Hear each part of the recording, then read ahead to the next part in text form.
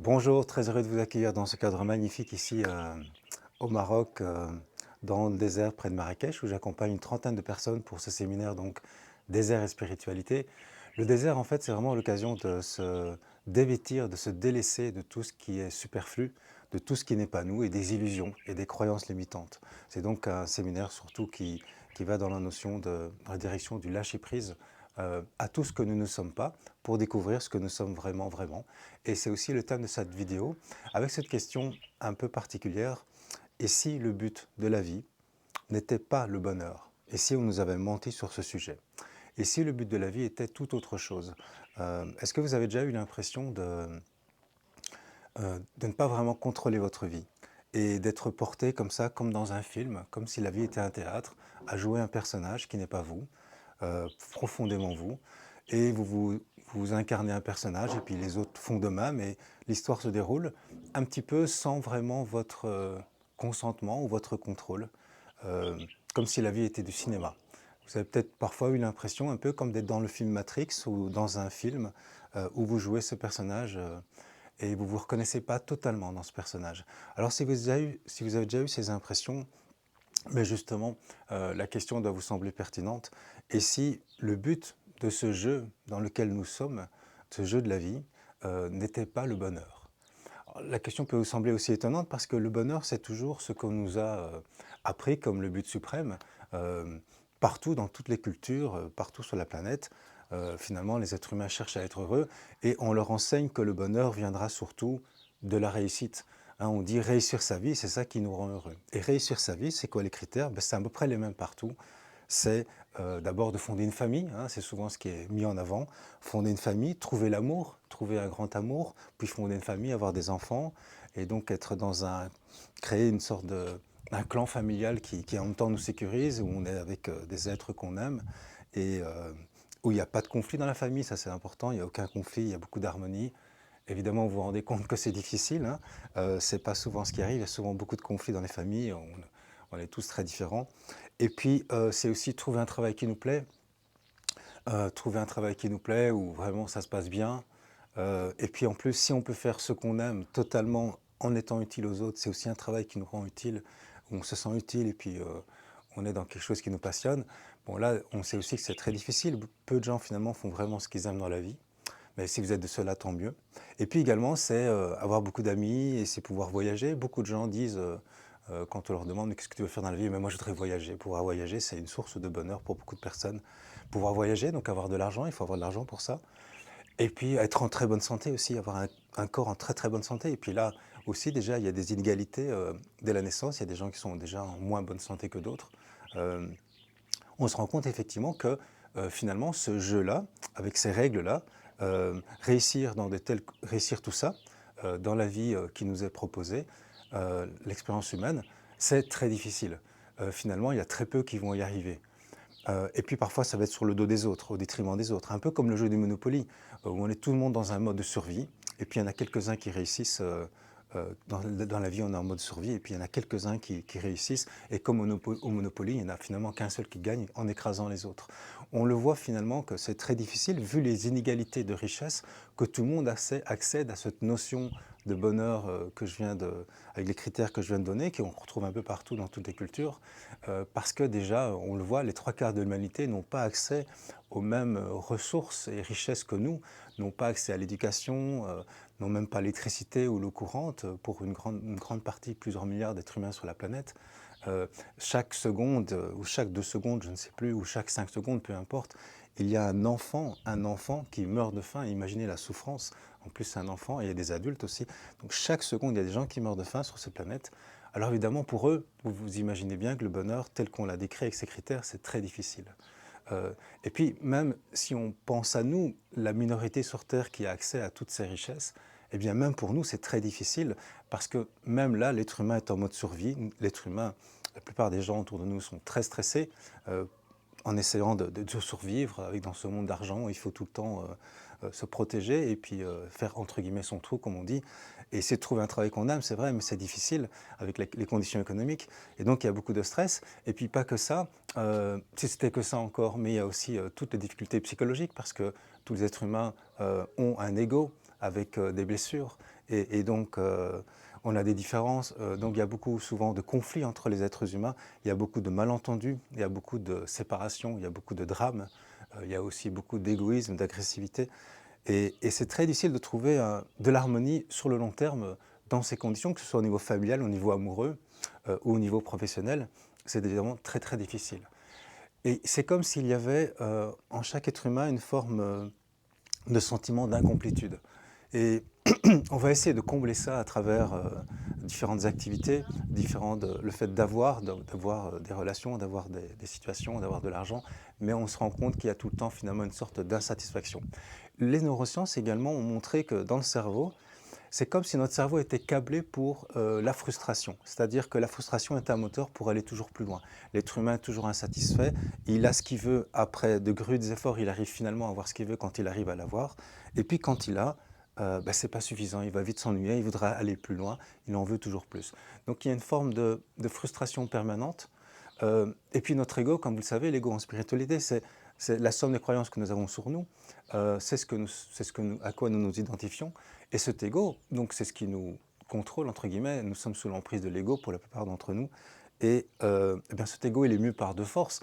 C'est l'avidité, le fait de vouloir, le désir, mais le désir crée la souffrance, comme disait Bouddha. Et puis aussi, c'est la peur.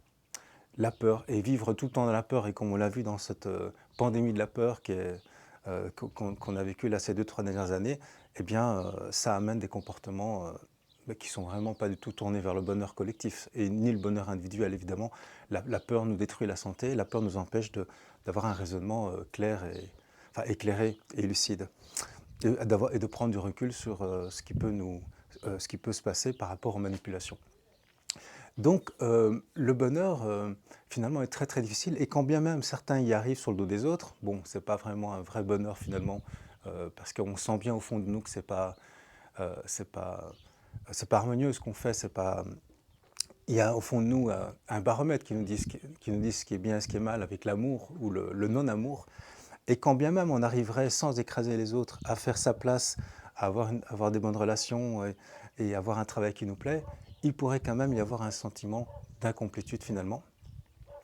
Parce que ce qui nous manque, c'est justement quelque chose qui demande à comprendre comment fonctionne ce jeu, et que le but du jeu n'est pas forcément d'avoir et de faire tout ce qu'on nous a dit de faire pour réussir, mais de réaliser quelque chose de beaucoup plus fondamental. Et si le but du jeu n'était pas donc d'être heureux, le bonheur tel que je viens de le décrire, tel qu'il est décrit partout dans l'entendement général, mais plutôt de réaliser que le but du jeu est tout à fait autre en fait. Parce qu'à force de courir après ce bonheur-là, c'est un peu comme dans un jeu vidéo, vous gagnez des points parce que vous avez un travail, vous avez une famille, vous avez des enfants, vous avez coché toutes les cases, vous gagnez des points, et puis parfois on vous en enlève, parfois il y a des drames, parfois il y a des ruptures, parfois il y a une situation économique que vous ne contrôlez pas, donc il y a tout le temps un stress en fait pour essayer d'obtenir et de maintenir une situation. Mais tout ça, finalement, comme le disait le philosophe André Comte-Sponville, qui est d'ailleurs un des seuls philosophes français qui mérite ce nom de philosophe, parce que dans les 2-3 dernières années de la psychopandémie de la peur, c'est un des seuls qui a résisté contre cette folie et qui est resté vraiment philosophe pour le coup. Ils sont 2 ou 3 en France, je pense. Et bien, comme le disait ce philosophe, il avait écrit un livre il y a 20 ans, plus ou moins, qui m'avait pas mal marqué. Ça s'appelle, un petit livre comme ça, qui s'appelle Le bonheur désespérément. C'est-à-dire qu'à force de courir après ce bonheur-là, eh bien, on en est de plus en plus désespéré. Et donc la course au bonheur, finalement, nous construit encore plus de malheur, en fait. D'où l'idée de comprendre que les règles de ce jeu, finalement, sont difficiles, et le but du jeu, finalement, n'est pas clair, en fait. Le but du jeu n'est pas clair. Et à force de voir que tout ça ne nous amène pas de la satisfaction profonde, d'une paix profonde, il y a toujours une insatisfaction permanente, eh bien, soit on va s'anesthésier, on va se droguer, avec les séries télé, avec des vraies drogues, on va essayer de ne pas voir ça et de dire, bon, c'est comme ça la vie, voilà, la vie c'est comme ça, on va être un peu dépité et fataliste, et on va essayer de s'habituer à ça. Ça, c'est dommage, hein, on s'anesthésie en quelque sorte, la conscience. Ou alors ça génère énormément de dépression, de frustration, de colère. Et donc vous voyez, tout ça ne nous aide de nouveau toujours pas à atteindre ce bonheur qui serait plus lié à une paix profonde, une paix intérieure. Alors si le but du jeu, c'était complètement autre, et si le but du jeu, c'était non pas d'amasser des points comme dans un jeu vidéo, vous êtes ce personnage qui essaie d'amasser des points, mais si le but du jeu, c'était de comprendre que eh bien, vous n'êtes pas le personnage du jeu. Vous n'êtes pas le personnage du jeu. Souvent, on se prend pour un avatar dans un jeu vidéo, vous voyez, et on s'identifie à ça. Et comme on dit en spiritualité, on s'identifie à notre ego, on s'identifie à notre personnage. Et quand le personnage est blessé dans le jeu, ben, ça nous touche en fait. Comme quand vous regardez un film et vous êtes identifié au personnage du film, et si le personnage du film il est triste, ou il pleure, ou il lui arrive quelque chose, vous sursautez, vous avez les mêmes émotions que lui. Et donc on est complètement identifié, hypnotisé en fait par ce jeu, et on oublie, on se prend pour le personnage. Alors que le but du jeu, c'est de réaliser que c'est un jeu en fait. C'est un jeu, et de réaliser qu'en fait ce que nous sommes profondément n'est pas le personnage, mais c'est plutôt le joueur qui est confortablement installé, qui ne souffre pas en fait. Le personnage il peut souffrir et on se prend pour le personnage, mais en fait, ah oui, mais en fait je ne suis pas ce personnage. C'est déjà, ça nous rassure, tout va bien, je suis juste ce joueur qui est confortablement installé. Mais non seulement je suis le joueur, mais si en plus on peut aller plus loin, c'est réaliser que nous sommes le créateur du jeu en fait. Oui, nous sommes le créateur de ce jeu. Ça peut sembler étonnant. C'est ce que disent toutes les traditions spirituelles. Partout sur la Terre, les spiritualités amènent un message collectif qui est que ce que nous sommes, ce que nous croyons être, n'est pas du tout ce que nous sommes profondément. Et ce que nous sommes profondément est, pour le dire simplement, cette conscience, cette supraconscience, cette conscience pure, cet espace de conscience, cet espace vide, ce vide, cet univers, cet infini, ce non manifesté, comme disent d'autres, comme Edgar Tolle parle de non manifesté, c'est la source, dans lequel tout ça apparaît, tout ce jeu apparaît, ce jeu de la vie, ces personnages. Mais nous ne sommes pas le personnage en fait. Et donc c'est réaliser que quand on retourne notre attention sur, mais en fait qui je suis profondément, la question qui suis-je en spiritualité, elle est très importante, qui je suis profondément, eh bien je vais voir qu'en fait, ben non, je ne suis pas ce personnage. Le personnage en plus il est triste, si on est très lucide, ben, il vieillit, il va mourir, c'est triste en fait. On ne veut pas, on sent qu'il y a quelque chose en nous qui ne veut pas mourir. En réalité, ce que nous sommes profondément ne meurt pas. La conscience que nous sommes, cette conscience unique qui englobe le monde, ne meurt pas. Et ça amène un énorme soulagement.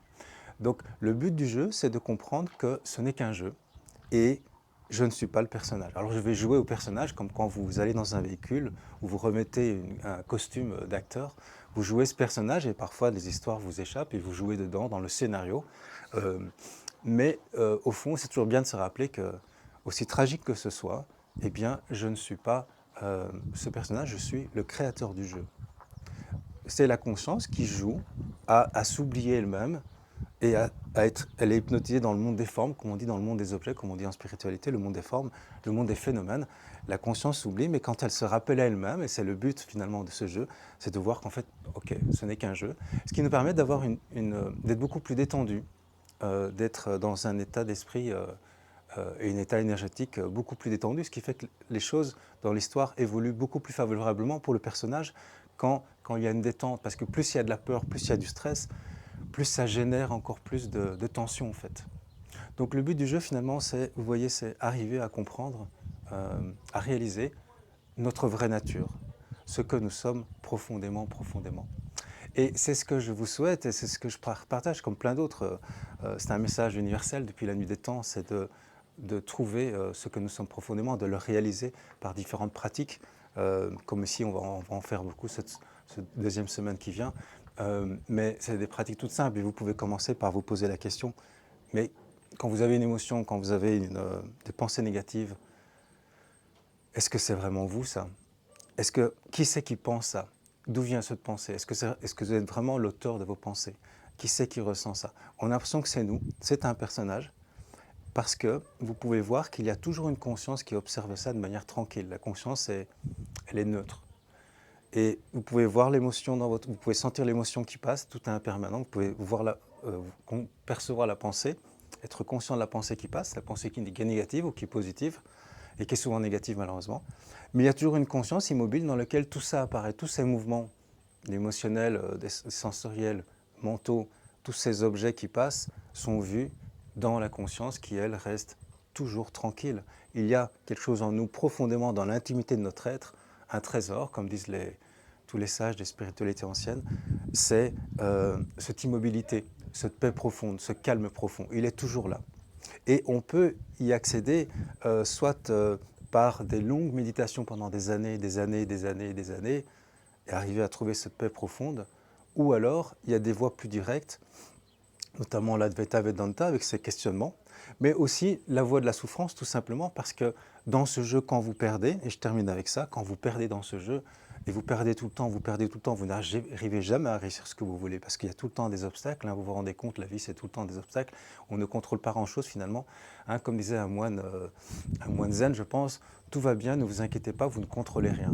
Mais pour le personnage, c'est pas du tout agréable, il veut contrôler les choses, il veut créer son nid, il veut créer voilà, son bonheur, etc. Et sa réussite, et c'est très difficile, et donc ça amène énormément de frustration. Et cette souffrance est parfois tellement forte, comme une rupture amoureuse par exemple, où, voilà, où on se retrouve seul, on est comme les suspendus par exemple, qui ont été traités pire que des chiens, qui sont laissés, on laisse crever de faim en France, actuellement encore toujours, c'est le dernier pays, on ne leur donne pas d'argent, ils n'ont rien, ils n'ont aucune aide, et ils ont jusqu'à mourir en fait.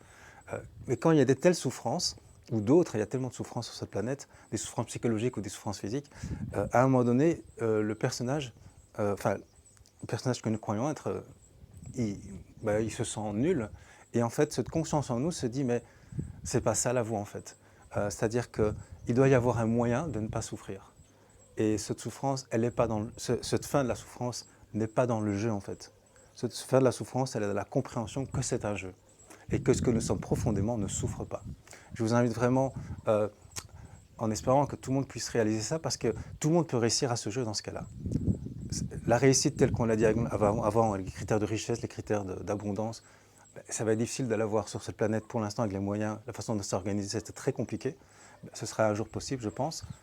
Mais en attendant, on peut tous réussir ce jeu, quelles que soient nos inégalités, notre niveau d'énergie, notre niveau de souffrance, on peut tous y arriver, parce que cette conscience que nous sommes n'est jamais impactée par tout ce cinéma, ce théâtre.